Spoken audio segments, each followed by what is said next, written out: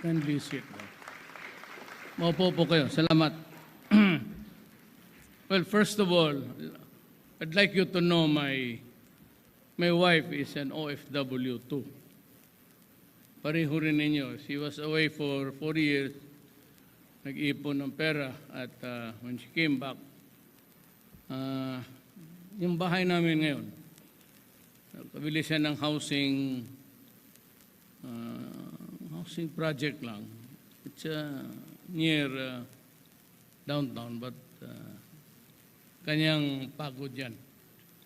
Bili siya ng bahay at nagkaroon ng konting pera.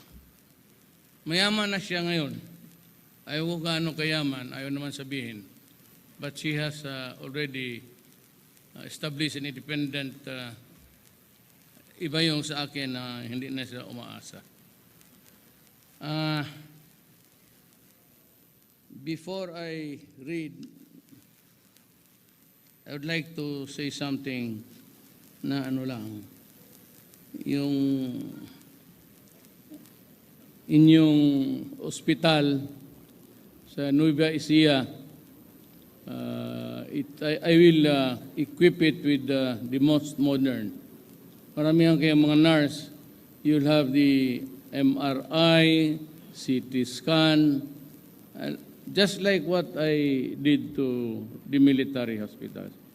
Kinompleto ko lahat para magamit ninyo ng gusto. And I hope that Bebot here would egg the people faster para maybe I will decide.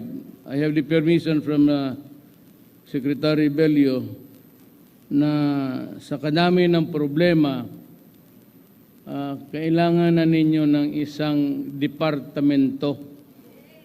So, you will have a department of OFW para sa inyo lang. Sa inyong hospital, pati lagyan ko ng police attaché sa lahat ng binanggit ninyo na lugar, so that if you think that you have a problem here concerning a police, maybe may problema ka, nanakawan, o yung sa anak mo, you can go direct to the police attaché. The police attaché will connect you to dito sa Pilipinas kung anong ang problema. And they will be trained to help you in legal matters of how to do it in the meantime that you are not here to solve the problem. But just the same, there will be the same, same treatment for all of you. May departamento, may sarili kayong ospital, tapos you'll have a police attaché.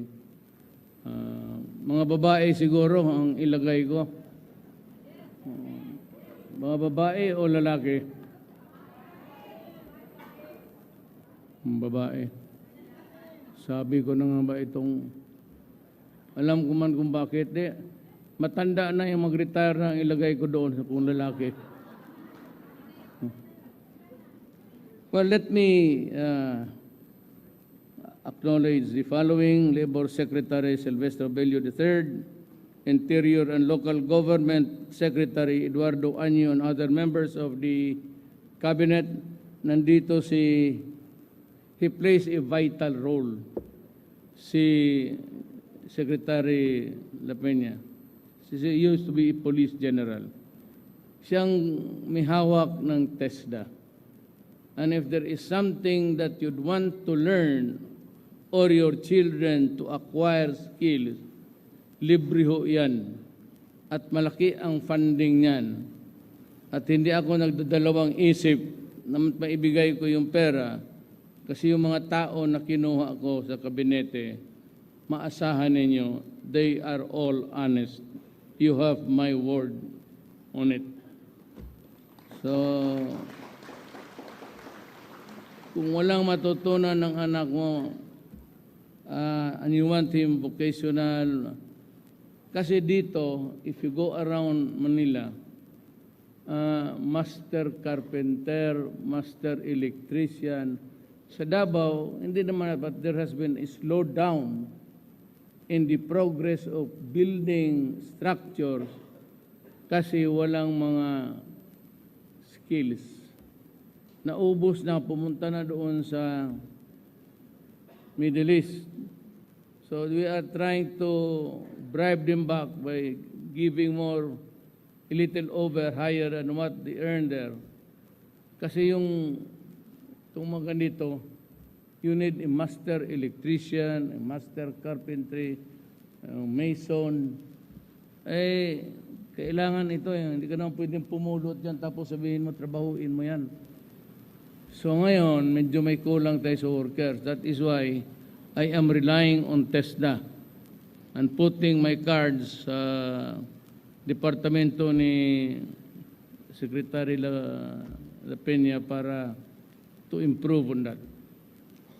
And also para hindi kayo mahirapan, I'm going to, I said, hurry up the construction of your hospital.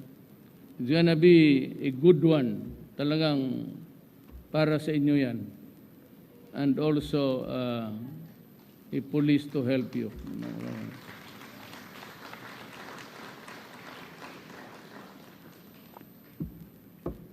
Marap nga doon, Yada. Yan, gusto ninyo mga police ganon? Sa ano? You want to kind of police attaché? Yung mga ganon. She's a Visayan. She comes from Lanao del Norte. She can talk in Tagalog, Bisaya, and she's adept with the Maranao language. So, dito tayo.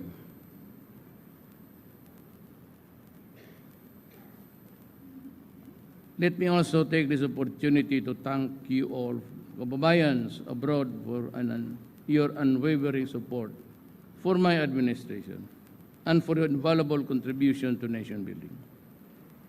May your innate resilience, fortitude, and commitment continue to encourage our countrymen to also work hard for their dreams so that they may provide a happy and comfortable life for their loved ones.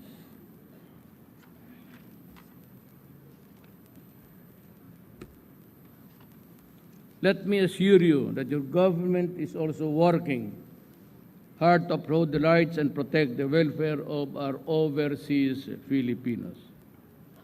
In fact, the crisis, the one that I really faced of recent memory was yung sa bagay na ayos naman kaagad. But for the first time, pinutang ina ko talaga yung, but happily, they reach out to us. Kasi galit na talaga ako. But then again, it happens and happens again. On the law of averages, you should know the culture of the place. Yan ang mahirap, yung hindi natin alam ang culture. So, God willing, ang Japan pati China, nagkukuha na talaga ng workers. Both countries are not producing human beings fast enough to take over. Naabutan sila sa edad na wala silang anak na mag-training, mag-take over. So Japan is really an aging society.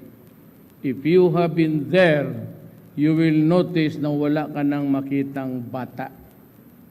Hardly. Wala, puro teenager, puro. So, mga ilangan sila ng teachers,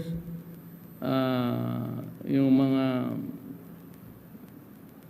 babantay, care, mga hospice nila. And China, for the workers, kailangan rin nila the huge population cannot cope up with the industrialization of the place. They want to produce more to make money, but they are short of workers. That is why they are liberal in allowing the entry of our countrymen. And that would explain to you the reason why na ako dahan-dahan lang na makipag-ano sa kanila.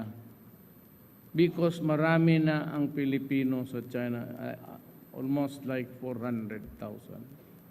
I cannot just, itong mga politikong iba, gusto awayin ko. You know, ako okay lang. Palaaway man ako. Pero, you know, I have to think of Filipinos everywhere. In every country na may Pilipino, talagang pigil ako.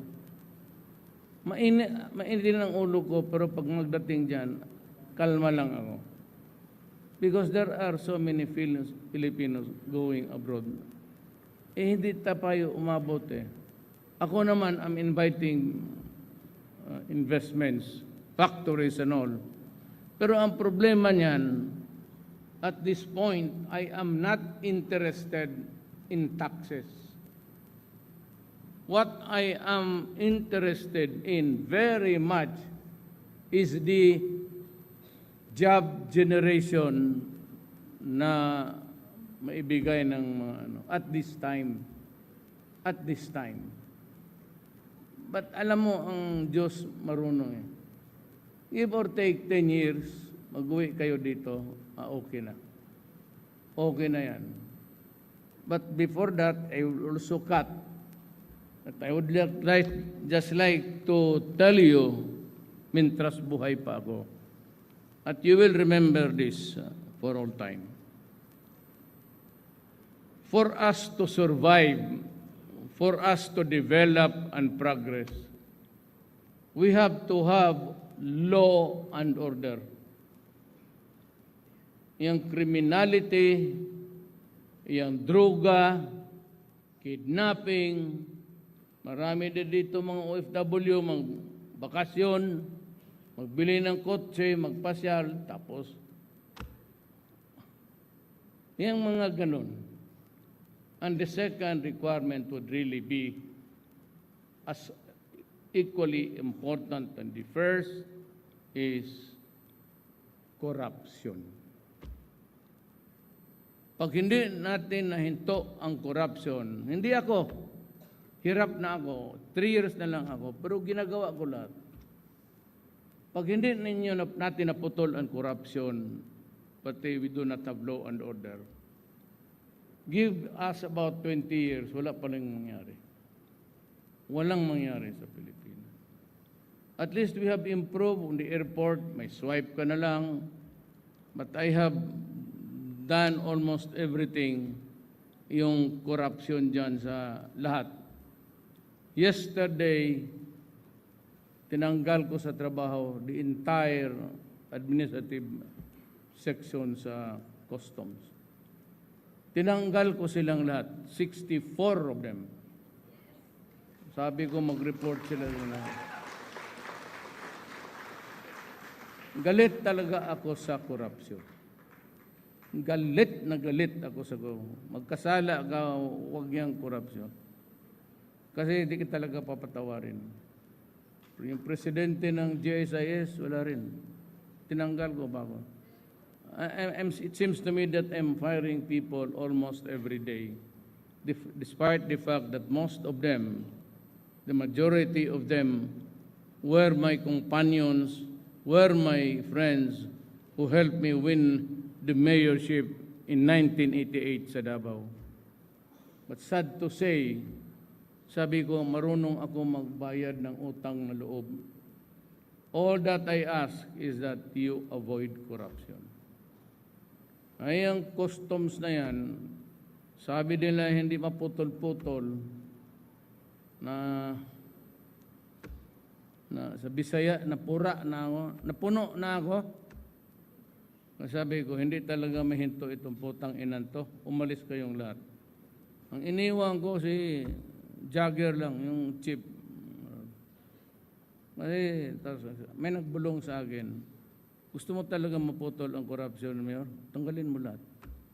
Kung tinananggal ko lahat, sabi ko, tanggal kayo lahat. Doon kayo mag-report sa Pasig, doon sa opisina ko. Ang barge ko, magpunta ako doon sa opisina sa Pasig, galing dito sa kabila, hindi na makalusot dahil sa water lily. Yun ang ipatrabaho ko sa kanila. Para makalusot ako doon sa Malanganan.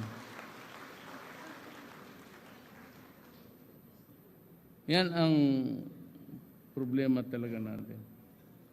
So, but we are, ako ganito. Alam mo, mga mahal kong kababayan, minamahal ko na kayo na pagsalita, ha? Kayo kasi, the Filipino is not assertive. You do not stand for your rights. At kung anong ibigay sa inyo, would be worse than what you would expect if you can just stand up and say, sabihin mo, may maghingi, punta ka doon sa census, kumukuha ka ng income tax copy, sabihin mo, papirmahin ka man, I require now, magpirma ka sa logbook. Tapos kailangan sabihin sa iyo, magbalik ka dito sa oras na to. Tapos ngayon kung pabalik-balikin ka, hindi ako nagluloko, murahin mo, putang ina mo, 5 beses,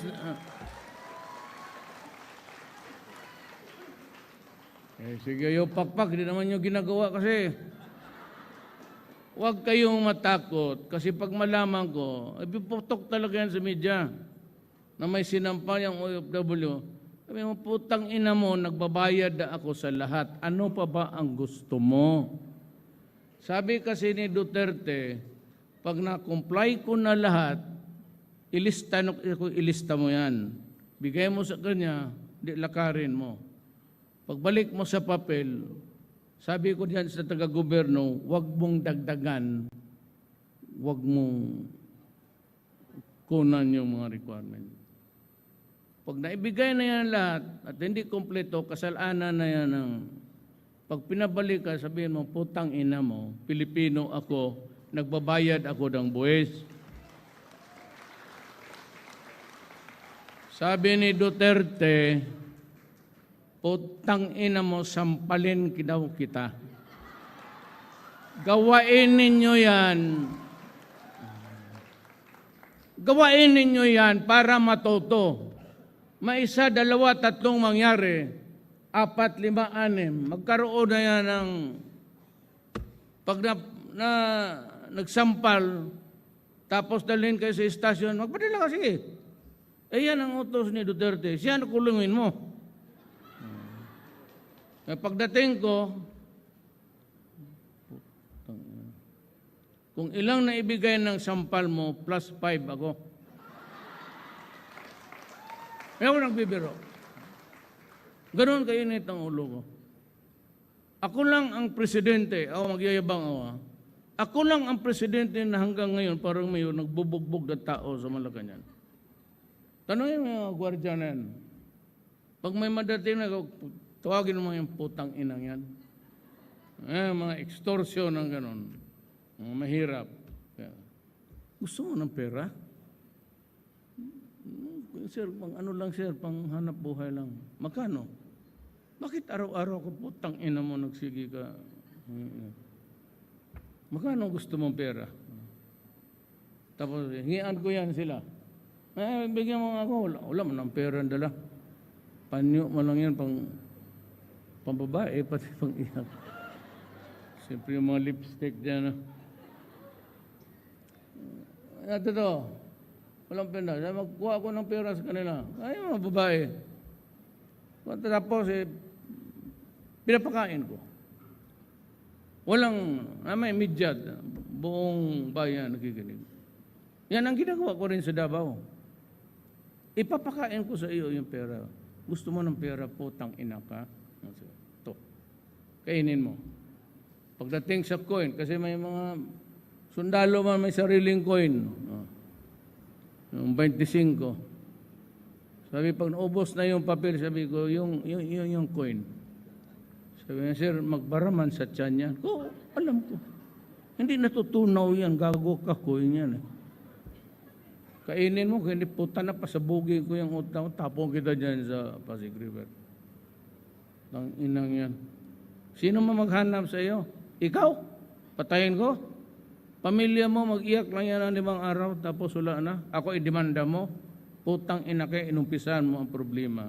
Kaya sabi ko sa mga ito, he who is the cause of the cause is the cause of them all. Kaya namatay ka kasi ikaw yung nagbigay ng, yan yun ang binibigay ko sa kanila. Pinapakain ko yan. Sabi, sir, magbaraman. Sabi, balik ka lang dito po, perahan kita putang ina mo. Pinapakata, sipa, sampal yan. Magtanong ka ng sundalo dyan sa Malacanang. Buto-buto talaga, pati yung mga undersecretary na kawatan. Sipa talaga. Kaya kung hindi mo ganonin, wala eh. Wala. Sabi ko, huwag ka na magbalik dito sa gobyerno sa panahon ko. So, ganon ang disiplina. Pagbalik ninyo dito, tinatawag nga kayo ng hero. May hero ba naman na kinakaltasan? Anong klaseng hero yan? Kaya huwag kayong matakot. Kasi kung masampal ninyo, talagang, ano man yan, gulo. Makita ko man yan sa report. TV Patrol nagkagulo kanina doon sa census kasi ganon sinampal. Ayun pala ang utos ni Duterte sa sampalin yung mga empleyado. Totoo. Ano?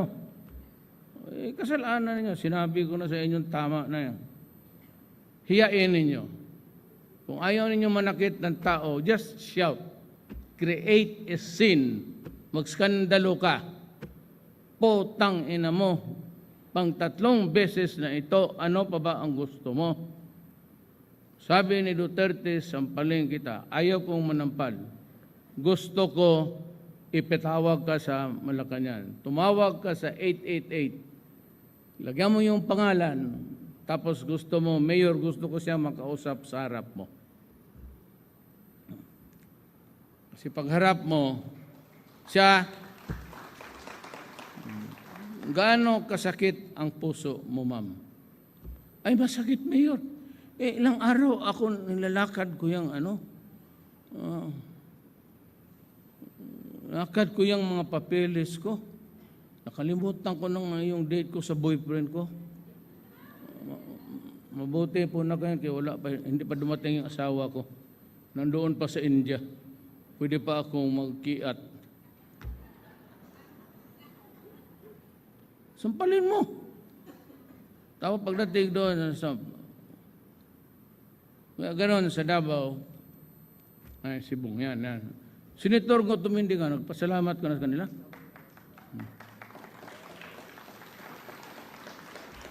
Hindi may sumbong kay Bong. Sinampal ako ng konduktor. Ay, sabi ako, bakit naman? Pahatid lang ako sa amin. Ay buntis. Sabi ko kay Bong, pahuli mo. Ngayon mismo. Ngayon na ngayon. Sabihin mo yung pulis dyan, hanapin na sa highway. Di maya-maya, nahuli na. Yung pala rin yung gaga, yung kanya papasok, wala nang, hindi na pwedeng magmaniobra pa baking.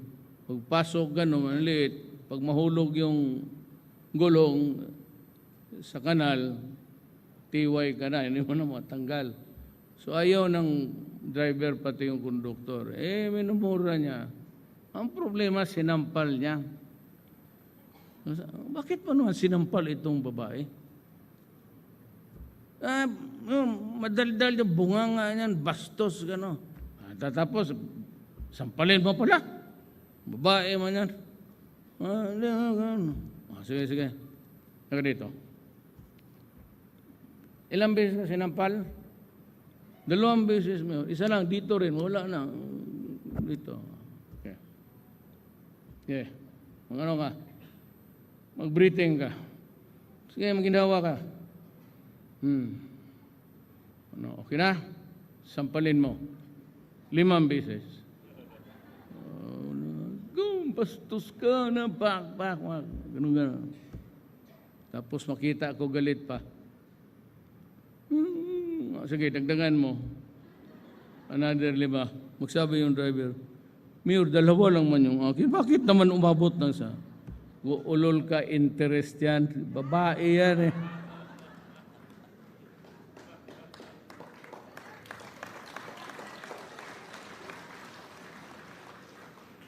Ay, kasalbahe ko.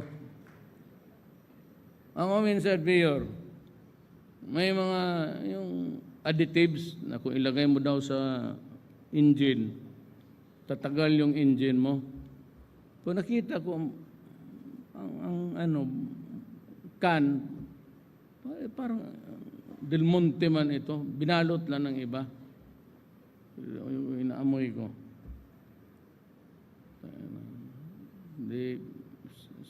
Binuksan ko, gano'n din talaga, parang Del Monte. Additive man kaya yan, ubusin mo. Ubusin mo, putang ina ka. Pakain ko sa iyo yung lata. Ubusin mo. Siyempre, pineapple timing doon sa, alam mo na, kusina ng pulis, ang dumi. May dumating na cockroach, isa ka pang putang ina. Tapos, sige, sabi ko, hinto ka. Hinto, sandali. Kunin mo yung cockroach. Kunin mo. Kunin mo. Tapos, hawak na yun. Sabi, isabay, kainin mo yung cockroach. Tapos, isabay mo kung masarap ba. Kriminal ngayon. Masarap ang cockroach. Ano yung mga, kaya pag nawalang hiya kayo ng Pilipino, iyon lang naman yung masasama eh. Kung masama ka, di mas masama tayo. Pero kagaya ninyo, heroes, pagdating dito, binabastos, binababoy. Putang ina. Kayo na nga ang kalaki kaya ng tulong ninyo. Pag GDP natin, bababa yan. GDP is income. Gross domestic product is income. So, yan ang papasalamat namin. Tulong kayo at may trabaho kayo. Ang problema yung mga anak. So, yung mga anak, bigyan ko kayo ng mga pulis. Yung pulis yung unahin ninyo. Total, cellphone lang naman niya. Tapos tawagan niya yung station commander kung saan yung bayan ninyo. Pakitingin nga kasi si Mayor interesado. Lahat yan. Basta tumawag kayo, interesado ang Mayor. Ako ba?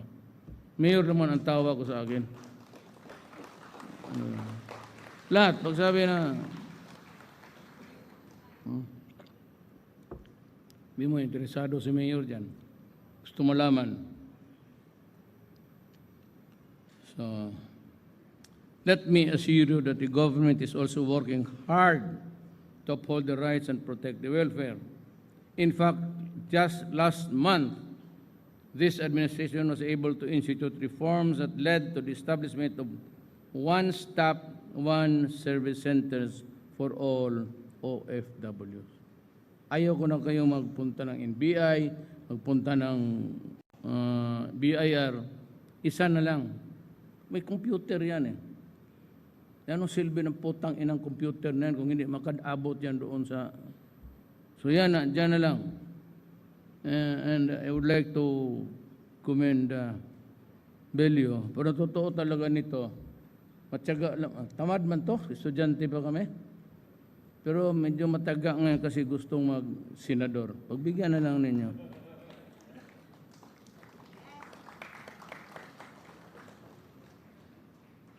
Ayaw mo pa yan. the issuance of DOLE OFW ID cards, the creation of OFW Bank, and the enactment of the Handbook of OFW Act of 2018.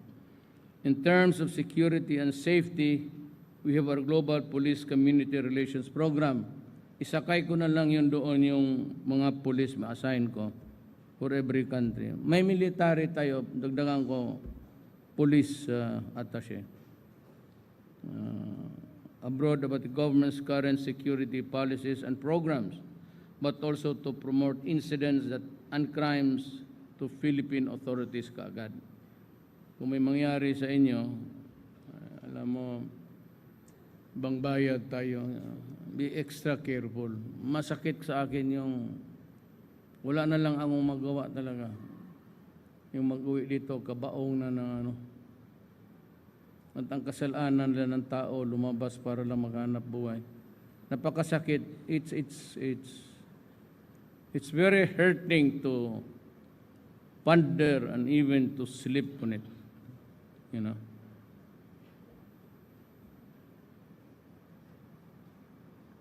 Equally important is the availability of livelihood and entrepreneurship opportunities for returning OFW. Meron tayo, MSMEs, kaya nga importante yung kay, tuturuan kayo, o if you want a new skill na yung mabili, mag-training kayo dito kay Sid. Libre yan. Libre yan. Kung wala kayong pamasahe, sabihin ninyo, ako ang magbigay ng pamasahe sa inyo. Yan. Gaya ngayon, kung taga Davao ka, saan taga Davao dito? Yan. Mag-aral ka dito sa TISDA sa Maynila, everyday, lipad ka ng eroplano dito. Dito ako mag-aral sa kanya. Tapos mauwi ka sa hapon, 1 hour 30 lang yan. Pero sa karami mong uwi, may isang panahon talaga yung tour ka dyan matanggal. Pagtanggal yan, ayan. Yan hindi kita kayang librehin. But if you want, go to the nearest TESDA. Sa TESDA, I will cause it to, sa iyo siguro bot kong yung mga TESDA. Kaya kung sisid pa, mas madali. Saan ninyo basta may TESDA malapit sa inyo. May regional tapos yung and skills training, yung kinakailangan ng ibang bansa. So we have run out of skilled workers, but we are willing to fund another one. At least pantapal muna. Because that would be, kung wala pa talaga, it would greatly help sa pamilya ninyo. But most of all, yung minsan, and this is something which we have to discuss. Yan bang magpunta ng abroad, gaya nito, ang father, breadwinner, magpunta sa droga, mag-collapse lahat na yan. So ilang pamilya yan nag-collapse sa karami ng droga. 1,600,000 dysfunctional families. Ang winawarning ko lang sa inyo, kung maaari, yung mag-alis yung nanay, baga nito, magsawa sa kaaway, mag-alis ng abroad, magtanggap ng mga ano-anong klaseng recruitment yan pagdating doon, disgrasya.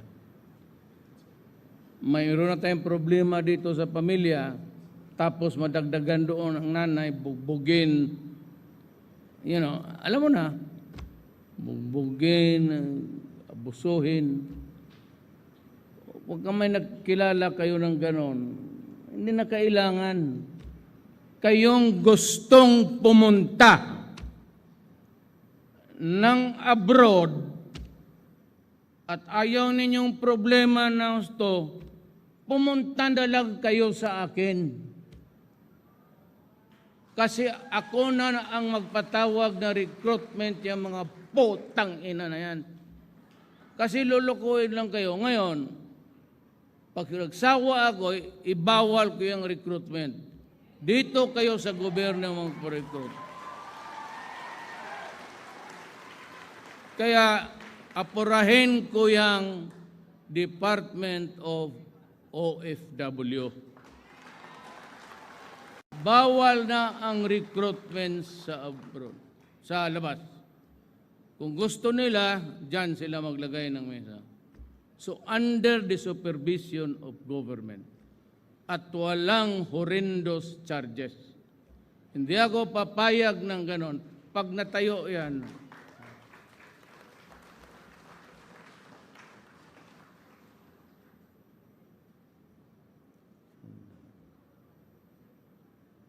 matapos mo vote before December, magtayo ka na. Kaya mo, Department of OFW. Kaya mo, December.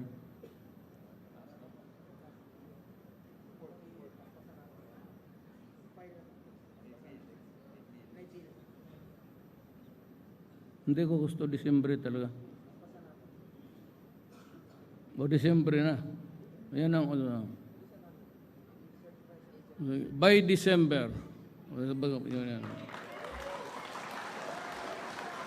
Buong Pilipinas to. Bawal na yung recruitment dyan sa labas na punta ka doon. Doon ka may kapag-deal, may listahan doon. Mamili ka na lang kung sinong gusto mo. At yan, regulated. And I have the power to do that because that kind of mechanism of recruiting Filipino workers abroad has been abused and abused and abused. At ang mga kababayan ko, puro biktima, puro kawawa. Kaya kayong mga recruitment, bilang talagang araw nila. Pag hindi ko yun ang dala, pag hindi ko kayo nadala sa usapan na maganda, brasuhan tayo. Pag nagbrasuhan tayo, kayo ang matatalo. Sigurado. Rinig ninyo? So you better wala na. Government supervision and control because what has happened and has been happening is not acceptable to the Filipino now. Kasi magsabi man sila, may presidente man ito, noon pa man ito, bakit ito si Duterte, sige lang putang ina. Wala namang nangyari wala namang nadagdag na puta. Ang mga ina, kawawa rin. Ito. Supervision and control. You cannot issue. Ang gamitin ninyong final palabas, hindi yung sa recruitment. Yung papel ng gobyerno. Tapos i-repair na lang doon pagdating. Okay yan?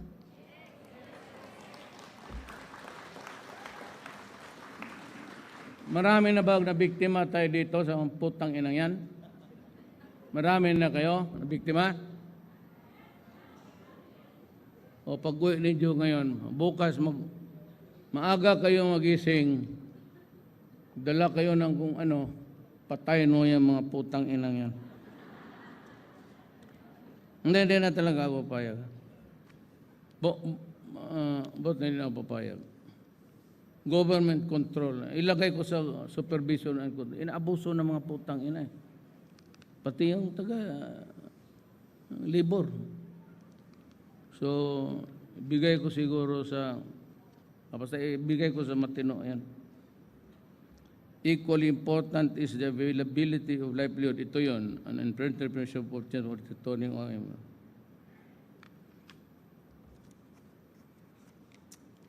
Hindi na magbasa nito, balik-balik man ito. Ito na lang. With you as our partners, I look forward with optimism. Malakas lakas ang loob ko that we collectively strive to build a more secure, equitable, progressive future for all Filipinos. Alam mo, sa totoo lang, kung 3 years ko hindi ako makatulong, paalisin ninyo ako. Kung presidente inutil, wala rin ako maitulong sa kapwa-tao ko.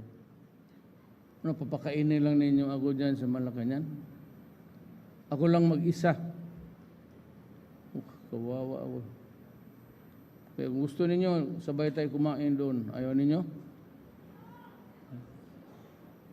Wala, mga bata nagsabi, puro mga matanda. Hindi totoo. Lagyan ko ng focus, not because of anything, but because of the agony and suffering na nangyari sa mga Pilipino nitong putang inang recruitment. Palpak, ganon. Kaya pag mag-recruitment ka sa labas, huli ka. Pag magsabi ka, recruitment office, huli ka. Huli ka. Doon ka sa opisina, sa gobyerno, magtayo ng opisina. So, para kay tindahan, paramihan na lang kayo ng suki. Kung sino yung maraming kilala, o sige, dito tayo. But ang processing will be controlled, will be under the supervision of government. Then in that way, masolve na natin yung kalukuhan ng... Let me sleep on it for about next week, August. Second week of August, mayroon na ako. Maybe I can create the office of OFW. Pati yung isa, mayroon pa ako yung sa Marino, yung Marine Bureau. Ganon rin ang It's always the case of a bad recruitment, starting with a bad recruitment, tapos kawa yung Pilipino. So ganito na lang, kung ayaw ko man yung ganon, it's a market-driven economy. Pero kung gano'n naman lang ka, araw-araw na lang ang Pilipino nagdudusa, I think I have to act. Yan lang ang ko sa Pilipino for electing me as your mayor of this country. Maraming salamat po. Thank you very much for your message, our beloved President.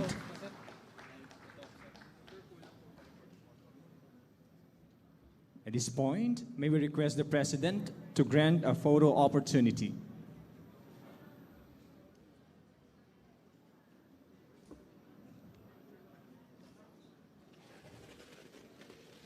May we call on the first batch. Those who were given stickers for batch 1, please come up on stage for the photo opportunity.